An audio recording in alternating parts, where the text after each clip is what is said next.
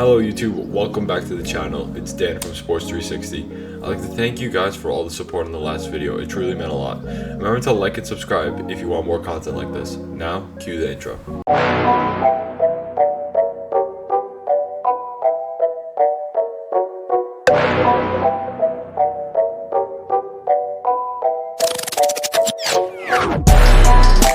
Now it's time for the 2024 NBA Eastern Conference standings.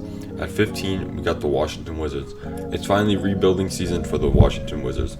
They traded away Bradley Beal for Chris Paul, and they flipped Chris Paul for Jordan Poole. I really like the addition of Jordan Poole. He gets his revenge season in the books for them. Now they have Deni Avdija, where they could finally unlock his full potential, I feel like. But they're going nowhere in the East. It's time for Tank, get a top pick in the draft, and start to rebuild. At 14, we got the Charlotte Hornets. The Hornets are the most delusional team in the NBA. I feel like their only bright spot is LaMelo Ball, but who knows if he will stay healthy. Brandon Miller did not show good signs when he played in the summer league. Ty Jones just recently requested a trade, feeling like he's like LeBron James, can easily get his way out. He's probably just gonna get released. I like their potential in Mark Williams. He had a good season last year. He could be a perfect center for LaMelo Ball and that pick and roll duo. But I don't think they're going to go far in the East at all. They have no direction where they want to go. I feel like it's time for Jordan to finally give up the reins as team owner and finally just sell the team. At 13, we got the Brooklyn Nets. This was a very hard ranking for me because I don't know what direction they're going into. From their most recent preseason game, Ben Simmons looked really good. They're bringing back Mikal Bridges, Spencer Dinwiddie, Cam Johnson, and Claxton. They ended up being the 6th seed last year, but that was just because of KD and Kyrie in the beginning. I don't know how they're going to be this year at all, but I don't think they will be good. I feel like they should tank for a better team, maybe sell players at the deadline, whatever. But I wouldn't be surprised if they are top 8 seed, but I just don't feel like there are too many good teams ahead of them that will finish. At 12, we got the Detroit Pistons. I really liked what they did in their last preseason game with Cade Cunningham playing, Ausar Thompson hitting a big shot at the end. I really like the direction they're going with, and Monty Williams will lead this team successfully, but I don't think it's going to be this season. I feel like it'll be next year and the year after that. This year's going to be like their last rebuilding year. They're going to have the top pick in the draft. And I feel like they're going to trade that pick away for a big superstar to land in Detroit, but I really like the direction they're heading in. At 11, we got the Chicago Bulls. Once again, Lonzo Ball's out for a majority of the season, and when Lonzo's not playing, Chicago does not do well. I feel like this is their last time with the big three of Zach LaVine, DeMar DeRozan, Nikola Vucevic. If they don't succeed, the coach is going to get fired, and I feel the big three will get traded away. We need Patrick Williams to have a breakout year. He has such high potential, but he just hasn't unlocked it yet. Alex Caruso, that's a very good guard to have as a replacement of Lonzo Ball, but he's not Lonzo. So Chicago will finish at 11. The teams ahead of them are just way too good for them to contend. Now we got the playing teams, and at 10, I got the Toronto Raptors. I feel like this season is the Scottie Barnes point guard year. We're going to see how he is at a point guard. They're saying that he has such good playmaking that they can run the one for him. The Raptors are going to finish mediocre as they do every single year. The GM said that Pascal Siakam is considered to be selfish, even though there's no proof that he was selfish throughout his whole tenure there. I feel like OG Anunoby will get traded at the deadline. He's been rumored for the past years. I feel like this year is his year. Gonna feel like Grady Dick is gonna be a good shooting guard for the team, either replace Gary Trent Jr., let Trent walk later on, and Grady will be that perfect replacement for him. But they will be mediocre as they do always, and they are at 10. At 9, I got the Atlanta Hawks. I feel like this is a make or break year for the Hawks. If Trae Young underperforms like he did the past few seasons, I feel he will be on the block, and the DeJounte Murray and Trae Young era will not work out at the end of the day.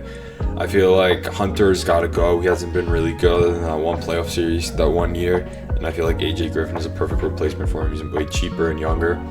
I like the move they did with Sadiq Bey. It's a nice way to stretch out the floor, but that center rotation's finally, you got to get rid of Clint Capella. He was there for a win now mode, but they're not really winning, and I feel like Onyeka Okongwu, sorry if I pronounced his name wrong, is a perfect replacement. He's just a smaller version of Clint Capella, and it would be perfect, but just like the Raptors, are going to be very mediocre. If so, they're not going to be top of the East, and that's why I have them at 9.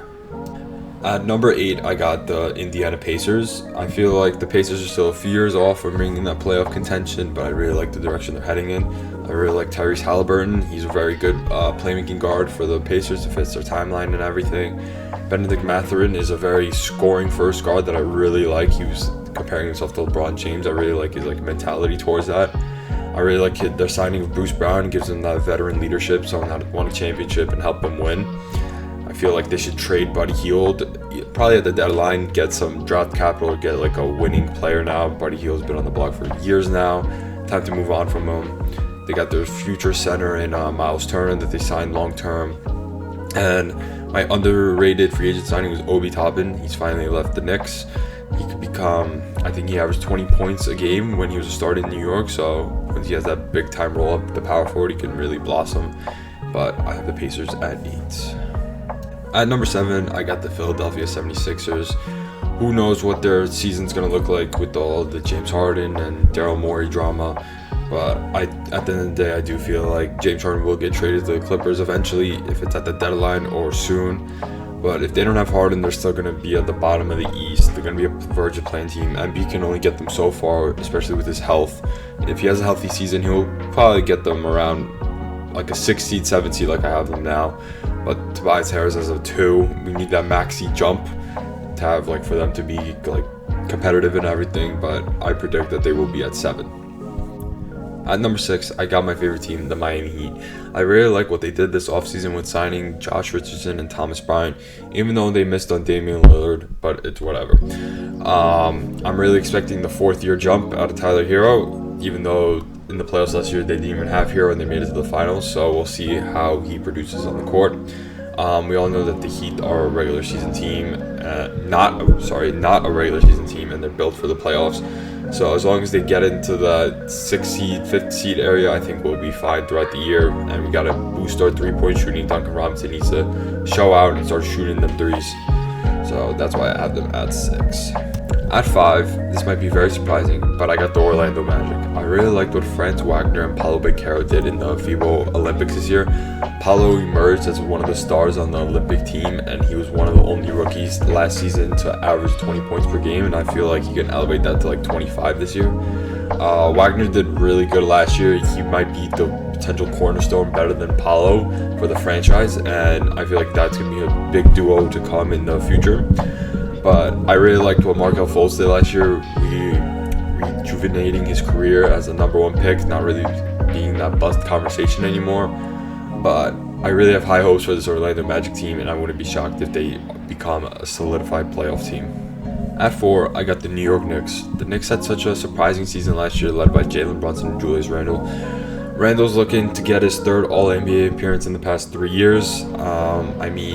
They could be disappointing, but I really like Brunson and the way he was distributing the ball and scoring the ball last year, leading to their first playoff series win in years. I really like their signings in Dante DiVincenzo, bringing back that whole Villanova squad, giving that championship mentality.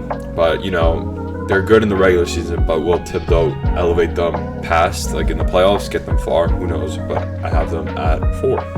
At 3, I got the Cleveland Cavaliers. They're led by Donovan Mitchell and Darius Garland.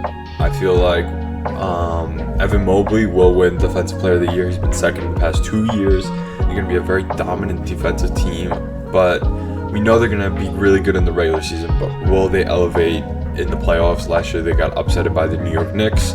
We need Mitchell to step it up, be in that All-NBA first team category again. But they signed Max Strus, that could be a perfect 3. He just has to sit there and hit his shots. But they're not better than the top 2 seeds, so I have them at 3. At 2, I have the Milwaukee Bucks. They just traded for Damian Lillard to pair him up with Giannis. They're easily going to be the best duo in the NBA this season. They still kept Brook Lopez, and they have Chris Middleton. Chris Middleton in the playoffs looked really good coming off his injury.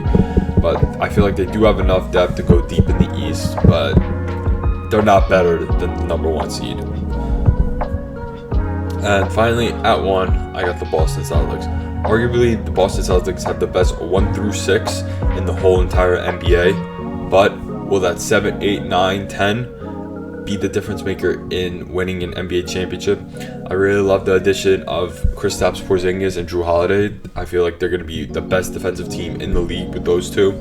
But I have very high hopes for the Celtics, even though I'm a very big Celtics hater.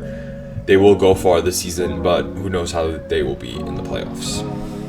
Thank you guys for watching. Remember to like and subscribe for more content like this. It would truly mean a lot. I hope to see you on the next video. Alright, peace.